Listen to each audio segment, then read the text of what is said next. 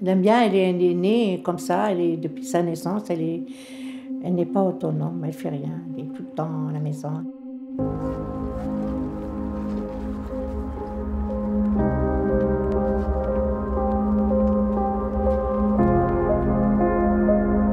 Lamia, elle est tout le temps souriante, elle aime les gens, elle veut parler, elle veut rire, elle veut sourire, elle fait les dessins, elle fait la couture, elle fait la broderie, elle aime dessiner aussi, elle aime sortir, elle aime les gens, elle aime tout le temps les gens, elle est douée, elle est souriante tout le temps.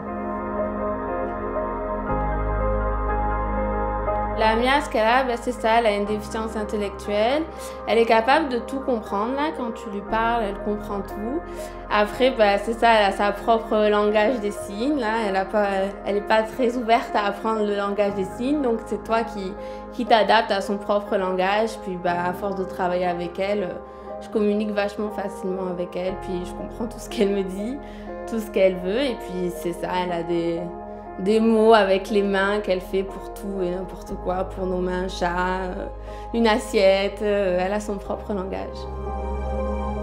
Mon travail avec Lamia, tout d'abord c'est quand même l'accompagnement, c'est-à-dire que je vais chez elle, j'essaye de lui faire des activités qu'elle ne peut pas faire tous les jours. Comme Lamia est très féminine, donc on fait vachement de vernis, les cheveux, on fait du coloriage. Puis on sort, puis c'est ça, genre on fait plein de sorties.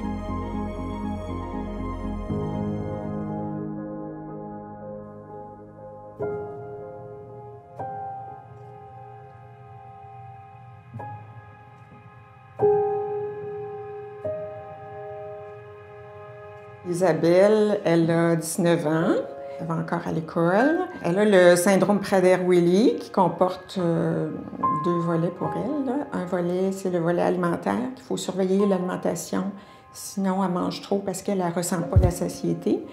Et son deuxième volet qui est des problèmes de comportement, donc elle peut faire des crises, être désorganisée pas mal. La Corporation L'Espoir offre un programme de répit. Premièrement, la chose qui est très importante au niveau du répit, c'est l'accueil. Donc, l'accueil des personnes qui se sentent en sécurité, bien accueillis, fait en sorte qu'ils vont être en confiance par rapport à l'endroit où ils vont aller. Donc, on veut faire en sorte qu'ils se retrouvent comme à la maison, donc un chez-soi, mais ailleurs. Donc, tout au long de la fin de semaine, ils vont aussi avoir des beaux repas qu'ils vont manger ensemble et aussi, ils vont faire des activités comme des jeux de société. Et chaque personne, on s'informe sur c'est quoi les activités qu'ils aiment faire pour que ça soit présent durant la fin de semaine. Donc, c'est un gage de succès à ce moment-là parce que on est à l'écoute des gens qui viennent chez nous.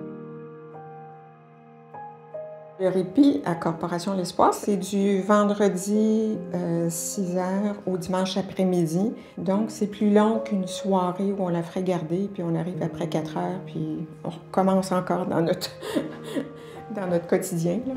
Tandis que là, on a le temps de décrocher, puis ici, c'est des personnes responsables. On voit toute l'expérience qu'il y a avec l'Espoir, puis ils sont habitués, ils ont les camps l'été, ils ont du personnel formé, donc on se sent en confiance.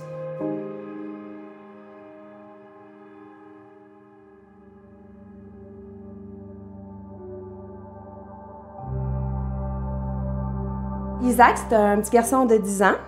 Il est autiste, avec un trouble sévère du langage. Il communique avec quelques mots et avec des pictogrammes.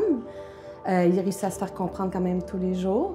C'est un petit garçon qui est très enjoué. Il est toujours heureux, il se lève de bonne humeur chaque matin, il chante toujours. Un bon petit bonhomme. Donc, moi, quand on m'a proposé pour un camp de jour pour Isaac, c'est toujours un petit peu énervant la première semaine parce que, c'est l'inconnu et tout.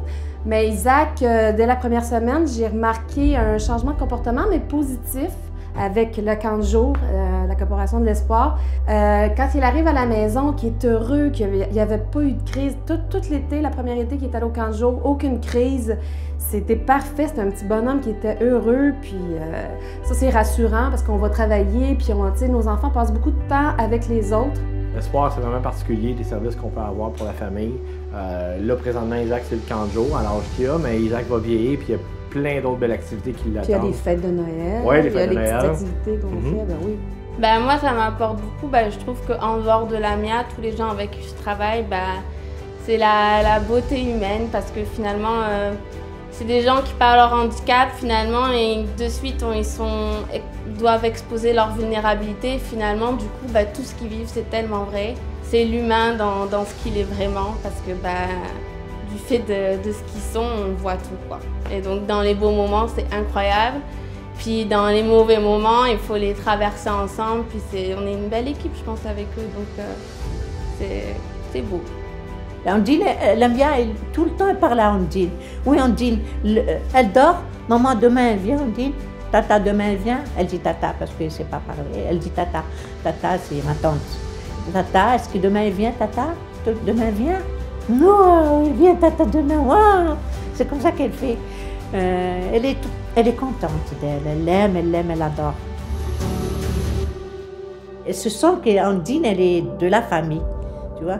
Elle se sent qu'elle est de la famille.